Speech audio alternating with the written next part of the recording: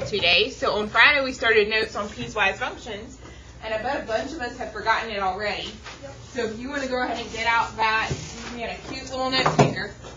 You want to go ahead and get out that cute little note taker. We're going to look back over that before I give you your assignment for today. It looks like this. It looks like this.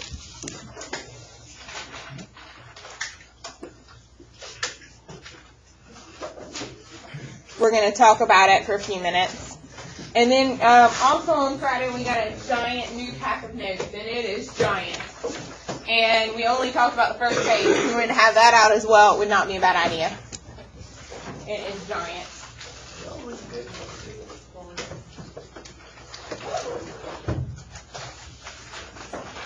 This one? No. This one? I don't know. That might be part of it. No, I'm from the factory. That might be part of it, but it starts with this page. Did you staple it or no, you didn't staple it? Okay, well this was the very first page of it. I think what you have is like, What page is that? you're 3 pages in. There are 2 more pages in front of yours. Okay, so before we even go over the math workshop, actually no, let's go over the math workshop first to make our lives easier, and then we'll talk briefly about piecewise. We're going to be rebellious. Everyone else is rushing through piecewise, and they're going to quiz, I think, tomorrow? They're crazy. No, at the earliest, we will quiz on piecewise on Friday. But if I can make it happen, I would rather quiz on piecewise Monday or Tuesday of next week. Piecewise takes time, especially graphing. Okay, so let's look at our math workshop and talk about those first before I go back to piecewise. I did not do the first, we'll save the first 6 for tomorrow. God bless us, since we didn't have school for 2 days. You realize that means we got a lot to get done in 3 days. Table 2 had a point. Oh, I'm doing so good. Sitting there so quiet, taking notes. I got one table still on the phones. Okay, what was I saying? So we've got all these math workshops to get done before the end of the week, and we only got 3 days to do them.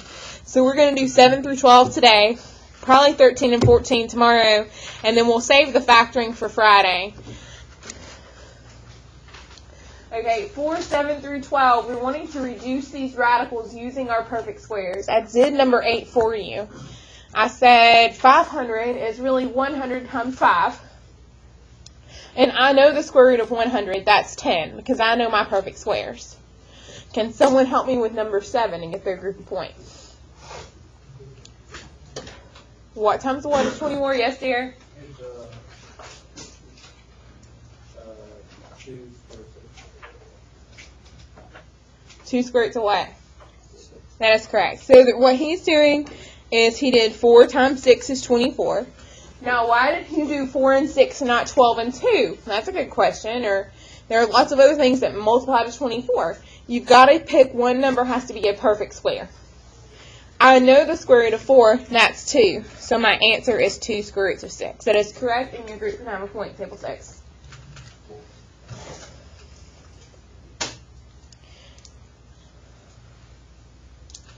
Okay, and now let's go to number 9. Can someone help me with number 9? Yes, Arturo. Square root of 16 and the square root of 2. And then it would equal to 4 with the square root of 2. Okay, so that's perfect.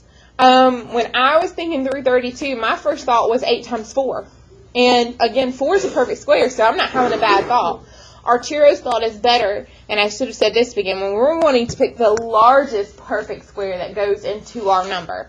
So 16 is a bigger perfect square than 4. So we're going to do 16 and 2 and get 4 square roots of 2. If I had done it my way, eventually I could have gotten to Arturo's answer, but I would have beat around the bush, and it would have taken me much longer, and no one wants that. Okay, and then you can have a point for that, Arturo. Well, let's go to number 10. We're filing it to a bigger number, 192. It's pretty big. What times what is 192?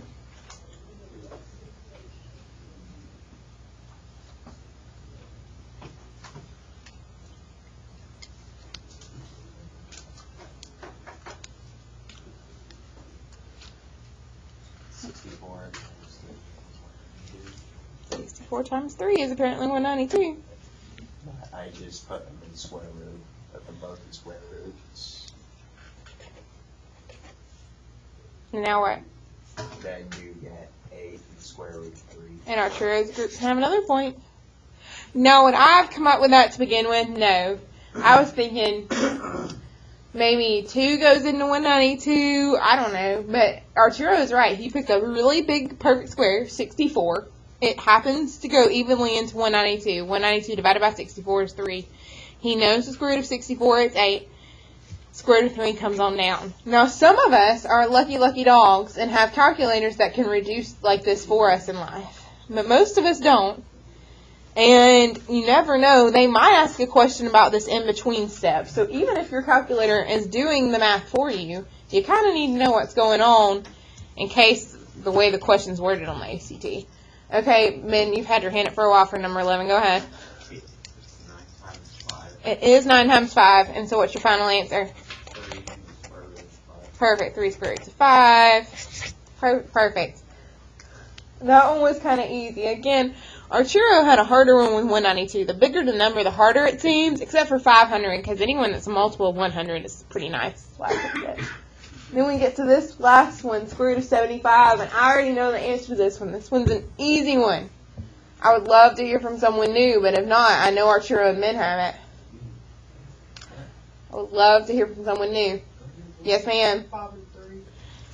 It ends up being 5 square roots of 3, because it is 25 times 3. And so square root of 25 is 5, so it does end up being 5 square roots of 3, and Natalie's group can have a point. Okay, again, bless our hearts, since we were off 2 days, we got a lot of math workshops to get done. So we're going to do the bottom 2 tomorrow, and we're going to do the top 6 Friday. They're factoring, so it'd be wise to go ahead and attempt those, just FYI. Are there any questions about math workshops before we go back to our notes? Okay, last week we were talking about something called a piecewise function.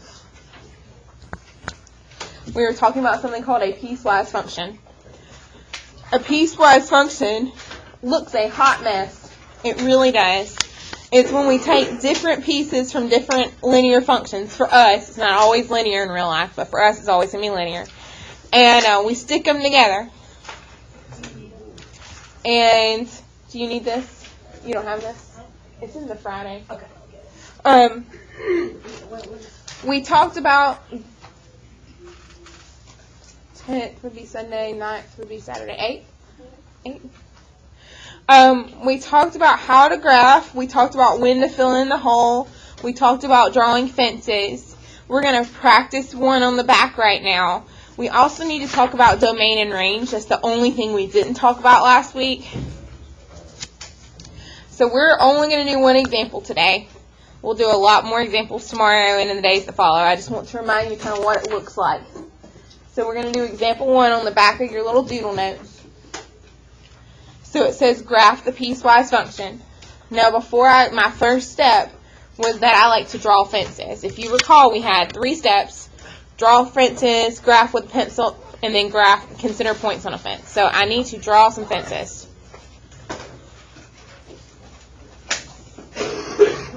This problem has 2 fences. Where do I need to put those 2 fences? If you tell me one, you'll get a point. If you told me both, you get 2 points. Where are the fences? And that's how Kelsey got both her points. So there is going to be a fence at -1. And I'm doing mine solid. You probably should do your fences a dotted line, but it's hard for y'all to see when I do dotted lines, so I'm doing mine solid. So there's a fence at -1, and there's also a fence at 2. And how did Kelsey know that? She can read over here with the intervals. They tell us where those issues are going to happen. They tell us at -1 and 2. Oh, Lord, table 1, you better get it together. Okay, baby. So step 1 was draw fences when we were graphing a piecewise function. Step 2 was to graph. But you got to graph with your pencil. The reason we have to graph with our pencil is because we're going to erase stuff when we hit our fence. Now, eventually, Addison's going to be smart enough that she's not going to erase. But for now, you and I are going to erase. So we're going to graph. Let's graph this top one. X plus 7. So I'm really graphing the line y equals x plus 7. So that means my intercept's at 7. My slope is 1. So I've got to go up to 7. 1, 2, 3, 4, 5, 6, 7. And my slope is 1. So up 1 over 1, up 1 over 1. And I got to go down to... Did not do that well. So again, I put my intercept at 7 because it was y equals x plus 7. And then since my slope was 1, I went up 1 and over 1, but I also went down 1 and left 1 as well. And now I've got this beautiful line. If I want to go ahead and connect all those dots, I can. Draw me a line. And that's great. But that fence lets us know, that fence helps us know where we don't want that graph anymore. So we're wanting this line, the line of this I'm going to color it green, this green graph, before we hit this first fence. We want this line. But after we hit that first fence, we want that middle line. So I don't want this guy anymore. I don't want him over here. So I can erase it.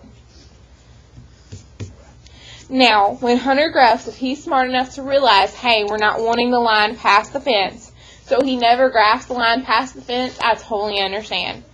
I totally understand. So we erase it. Okay, are there any questions about step 2?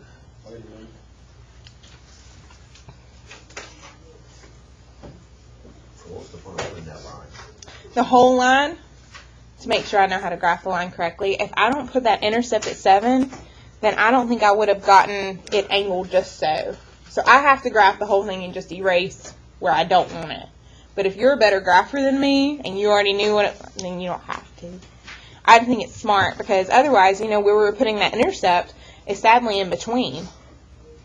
So I'm using the intercept as a guide, but since it's between the two, heck, I don't even want it at the intercept. Okay, so step 1, we drew our fences. Yours should be dotted fences. Again, I do mine solids, that way you can see them. Step 2 is that we graph it. And step 3 is where we get into like a boundary issue. It might be like you and your neighbors. I don't know if y'all have neighbors like mine, but we don't have a fence between us and one neighbor. And he thinks some of the land is more his than I think it's more mine, and so we have a boundary issue. So our third step is us determining that boundary.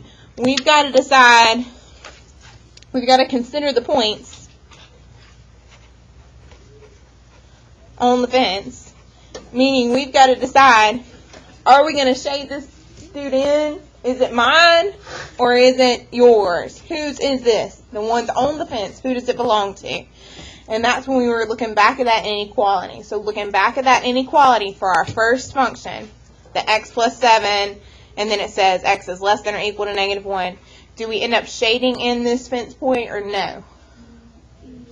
Why do we end up shading it in? Okay, and every group can have a point because it says less than or equal to, so we're going to get to shade that bad boy in. I was going to ask you that, but I knew this one good. Okay, so and sadly we've done all this, and that's just the top guy. We still got to do the middle guy and the bottom guy. Okay, the middle guy is y equals 3x plus 1. So I know I put my intercept at 1. I count up 3. 1, 2, 3 over 1. Up 3 over 1. Up 3 over 1. And I can do the same down here.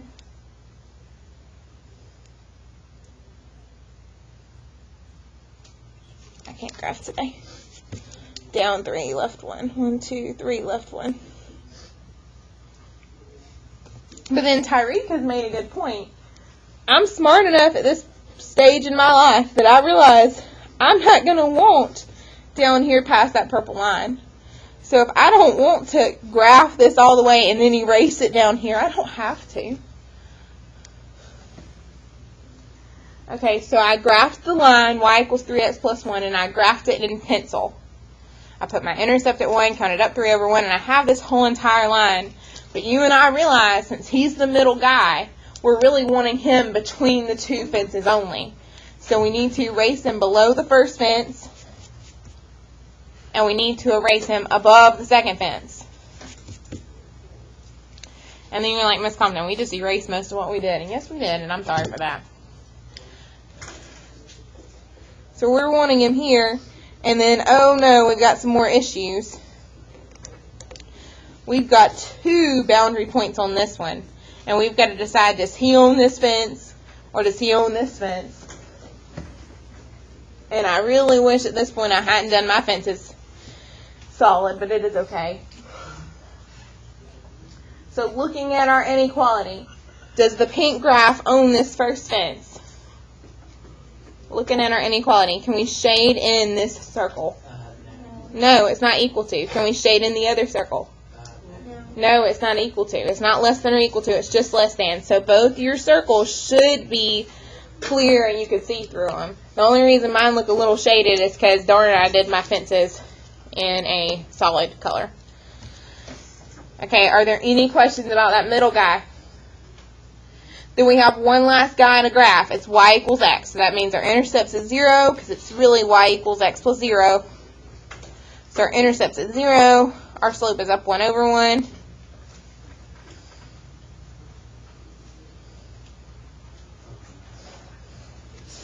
But again, Tyreek is smart enough because he asked a good enough question that he realizes I'm not even wanting this guy down here.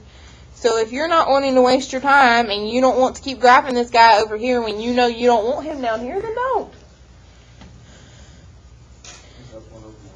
Yes, it is. I put my intercept at 0 and then I counted up 1 over 1. I need another color. Okay, but then we get to this part and you and I are smart. We realize, hey, we had the green guy for the left of this fence. We had the pink guy for in between the 2 fences. I'm really wanting this last line to be to the right of the second fence. So you and I both know we really only want this graph until here. We never want him down here, so we can erase down here.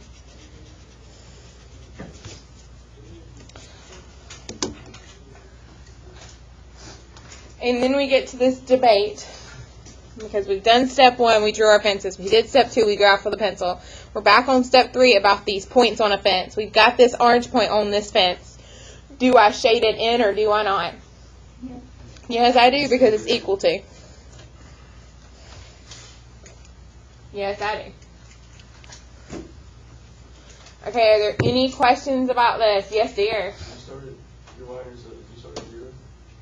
Yes, I did. I started at 0, and then I counted up 1 over 1, up 1 over 1, and I just erased down there, though. I did. Yes, dear. Okay, so I did my last guy in orange. Okay.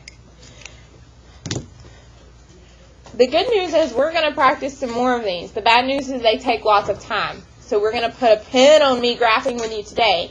However, I do want to look at your giant packet because I gave you some problems the other day, and we need to look at them real fast before Patrick goes crazy because he remembers that I said page 23 and 25, and he's just already had a moment. Okay, so one of the pages I've assigned you, and I'm not going to make this due until Friday, maybe Monday. For now, we'll say Friday. We'll see how it goes, but we'll say Friday at the earliest. Probably, you know what, we'll just make it Monday. It is page 25 in your giant note packet. We'll make it due Monday. Originally, it was supposed to be due today, but you and I both know Irma messed all that up. Now, there are 2 pages you have to do. This is the back side of it. This is the graphing part.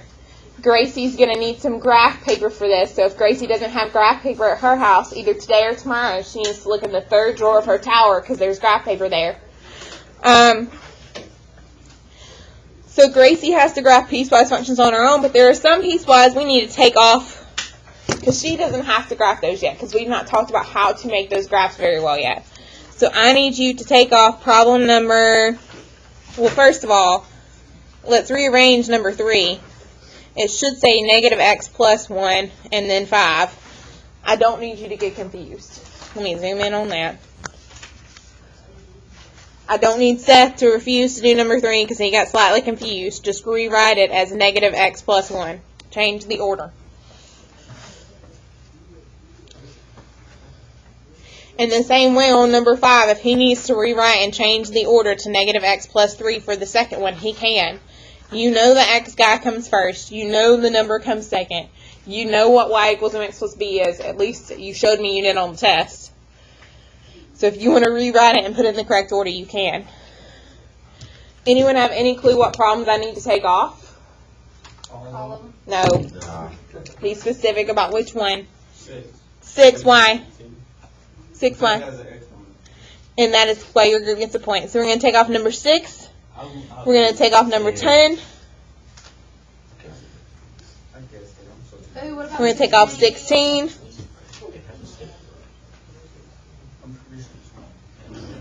And I believe that's it. But if there's any with an exponent other than 1, so it's non-linear, we're not doing it.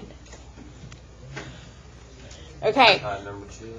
Number 2, no, it's both linear. Okay, so Seth does have to practice graphing, but bless his heart, we're going to spend some more time with us doing more on that doodle notes tomorrow. As for today's issue in life, I'm going to keep it simple. I'm going to keep life simple, people. Do you remember when we practiced these? I bet Archer, do you have them done in your packet? You showed me your page before. That one can't. I want it. The page before the one we were just looking at. Page 23. Okay, I don't know why I didn't put it on that paper, but page 23, we did a couple of them together. And we talked about how Hal hates graphing piecewise functions. Graphing piecewise functions can take all year. I got it. He loves evaluating. He sees the number negative 2. He asks himself, is negative 2 less than 0 or is negative 2 greater than or equal to 0? He decides which piece to plug it into. If Hal decides to plug it in 2 pieces at the same time, he's wrong. He's doing too much work. He's making his life too complicated.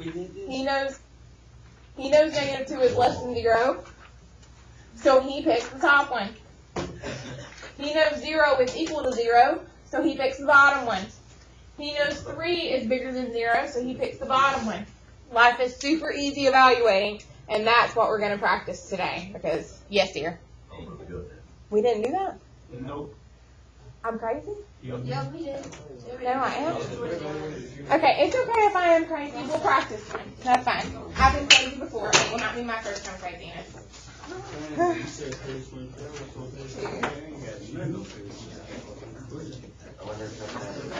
Yes. Yes, please. Thank you, sir.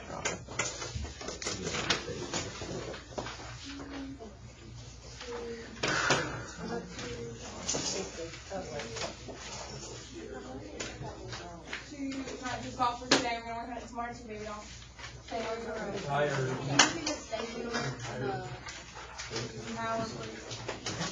So many hours at stake.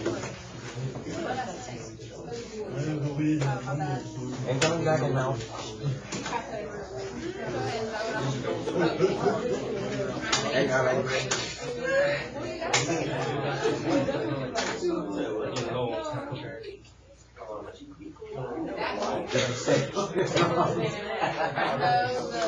Yeah, you know I'm going to take a point away from everybody. There was no need to be that loud about that. I'll be fair. My God. Hey, you're in water, Annie. Keep it away. I think too. Everybody take a point away. I need to see you physically making your point. Take a point away.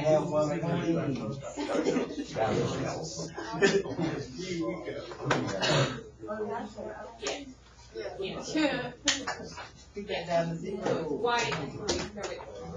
Yes, horizontal. Me and horizontal work like I can through. Yes, this is straight line. Yes. Did everyone get to do both? Okay. We're gonna do some more tomorrow, but otherwise I'm gonna tell you watch the video, baby doll. Okay. So this was originally what we were supposed to work on Monday when I was supposed to have a sub and life was supposed to, So what we're supposed to do, and I know there are 2 pages. You do not have to finish both pages today. We're just going ahead and getting them both. In fact, if you have to say which one you need to finish, I would say finish Homer Simpson today and leave Godzilla alone. So all we're going to do And it tells us that there are these 4 different functions. So we've got to read. Number 1 says g of 3, so I've got to go to g of x. And then I've got to think it through.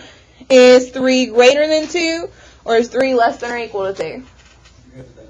3 is greater than 2. 3 is greater than 2, if you got to write a little note to yourself as to why. So we're going to pick 2 plus 3 squared. So it's 2 plus 9, so my answer is 11. Again, the hardest part is deciding which one do I plug him into. I'm either plugging him into the top one or the bottom one. Which one is it? And we say, oh, well, 3 is greater than 2, so I plug it in the top one, and I get 11. And then those of us who have to know exactly how everything works in life, flip it to the back. We got 11, which is letter K. So everywhere we see a 1, we should put a K at the bottom. So let me say that again. We got 11, which was letter K. So everywhere we see a 1, we should put a K at the bottom. Maybe on number 2, we get 38. So everywhere we saw a 2, we would put a C at the bottom. And now I'm more interested in seeing that Patrick is trying the math problems. But if Patrick figures out the little riddle at the end, life would be easier for him. Now, some of these are super duper hard, and I don't care if you just plug them straight in your calculator. And honestly, once you figure out the riddle, life's kind of over anyway. Flip it back to the front, and we'll do another. Let's do number 9. Number 9 says we want 17.5, and it's for H. So I go to H. Is 17.5 greater than or equal to 3, between -1 and 3, or less than -1? Is greater than 3, so I'm going to pick the top one. So I'm going to do, it was 2x plus 3, but instead I'm going to do 2 17.5 plus 3. I think 17.5 times 2 is 35. So 35 plus 3, I end up getting 38. So on the back, I end up getting 38. I flip to the back. I see 38 is C. So everywhere I see a number 9, I put the letter C. It's K. I got the answer 38. 38 corresponds to the letter C. We were working problem 9, so everywhere I see a 9, I put the letter C. Okay, I'm going to let you work on that right now. We would call that your homework for today. The 23 and 25 would be your homework you must get done by the end of the weekend. And Alonde made a good point. My testers who need their 10 minutes or so, and I promise, here's your chance if you'd like it. If you'd rather just come to 0 period, I understand that as well. Alonde, you want yours? Cameron, Mackenzie, do you want yours? I can start recording now.